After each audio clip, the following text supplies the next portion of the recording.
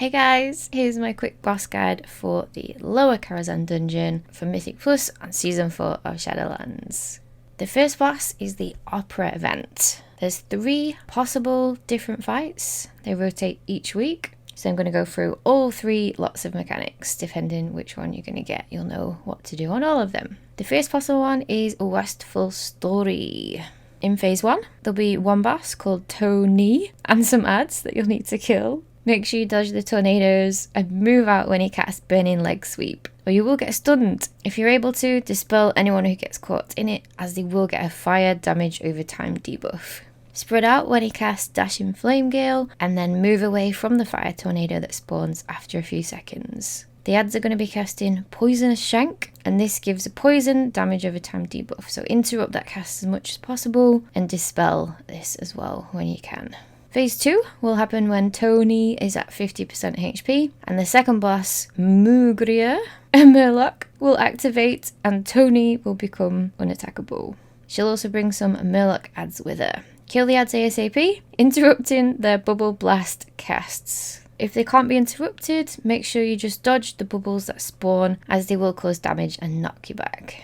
When Murugria casts Thunder Ritual, spread out, as everyone's going to get a debuff and explode after 6 seconds. Make sure you dodge the moving water waves from her Wash Away cast as well. Phase 3 will start when Mugria is at 50% HP, and Tony will rejoin the fight at this point. Just follow the mechanics from Phase 1 and Phase 2 until they're both dead.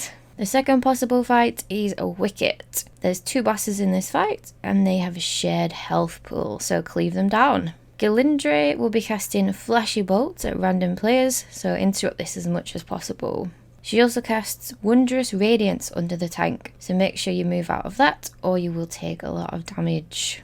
Elfira casts Defy Gravity, which spawns purple void zones around the area. Do not touch these, as you need to use them to bounce up in the air, so you can dodge Magic Magnificent casts by Galindre and avoid being one-shot by that ability. This is really important. So be aware of where the purple zones are, but don't go near them, don't touch them, don't walk over them until Magic Magnificent, okay? And every 30 seconds, adds will spawn, so just kill them as fast as possible while doing the other mechanics.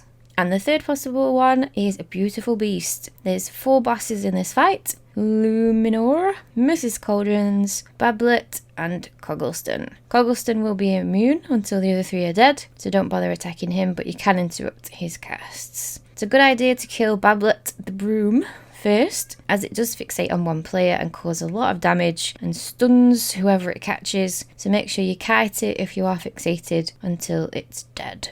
And remember, when one of the 4 bosses die, the rest of them heal up to full health and the damage is increased by 25%. So don't really waste time cleaving them all down, because they will all just heal when one dies. Kill Luminor the Kobold second, as they spawn fire patches around the room. This reduces the amount of space available to the group. If you do get a debuff called Drenched, which is cast by Mrs. Cauldrons, you can run over the fire patches to extinguish them. So try to do that as much as you can to minimise how much fire is spreading everywhere. Interrupt Heatwave as well, as this causes AoE damage to the whole group. Next, you want to kill Mrs. Cauldrons. Interrupt her ability called Leftovers. She's also casting Soup Spray. That's the one that gives the players this drenched debuff. So as long as there's no more fire patches, you can just interrupt this as a second priority. Once those 3 are dead, Coggleston will become targetable, interrupt his Dinner Bell casts, and kill the 2 adds that he spawns when he casts Karazhan.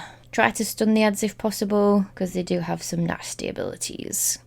The next boss is Maiden. Players will get targeted with debuff that makes you drop a pool underneath you. So you want to move out of the group before it drops, ideally in a corner on the edge, somewhere outside the group.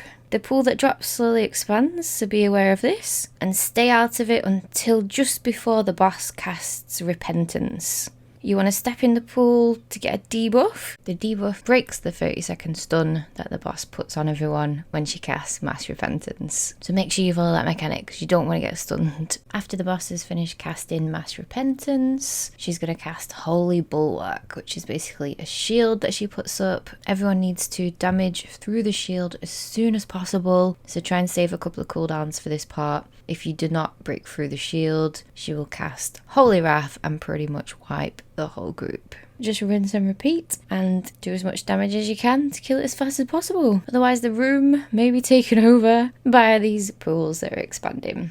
Next boss is the Huntsman, which is a dude and his horse. You're going to be killing the horse while he's sat on it, and then when he jumps off, you need to focus him while you're dodging the horse, charging back and forth. Move away from the stuff on the ground, you'll be able to see where it is, and then the horse is going to charge through that path in, so just get out of the way. There's going to be lines of horses stampeding around the area now and again. There's going to be a gap in each line, so just stand in the gap so you don't get hit or you will get knocked back and take damage. One person is going to need to be dispelled during the fight on multiple occasions. It'll look like they have a ghost attached to them. Everyone will get a debuff, but only one person must be dispelled. If you dispel the wrong person, the whole group takes damage. There is a really good weak aura that you can get. It'll pop up sort of yells or announces to everyone that you're the one that needs to be dispelled. So that's really helpful. When he does the shared suffering ability, which looks like a purple cloud, you want to all stack in there to split the damage, otherwise it's probably going to one-shot the tank. The next boss is Moroes. He'll be joined by 4 out of a possible 6 dinner guests in the fight. Before you engage Moroes, be sure to grab the 2 traps on the left hand side and throw them at 2 of the guests to prevent them from joining until Moroes is down to 60%. Decide between you who to trap based on which ones you think you can manage the best. Baroness Dorothea has a mana drain spell, so that must be interrupted. You don't want your healer having no mana. Lady Catriona can heal Moroes if he drops below 40% HP while she's active, and she can heal him to full health within literally a few seconds, so that can't happen. Baron Rafe just whirlwinds around like a crazy fool, so stun him and dodge him where you can. Lord Robin throws out a whirling blade at random members of the team, so look out for that coming your way and don't step into it either. Lord Crispin has a nasty frontal cone ability, so try and stay behind him at all times and dodge if he decides to cast it on you. And finally, Lady Kira casts a spell called Empowered Arms that buffs Moroes, and you 1,000,000% must interrupt it or it could basically wipe the group. Other than dealing with the 4 dinner guests, Moroes himself will be putting bleeds on everyone throughout the fight, and it does stack, so healers beware of increased healing required as the time goes on. If you are a dwarf or dark-eyed dwarf, of course, you can use your racial ability to remove the bleed. Good luck! Thanks for watching this video. I hope it was helpful in some way. If you have any questions or feedback, please leave a comment. And be sure to subscribe for more videos. All my links are in the description below. Bye!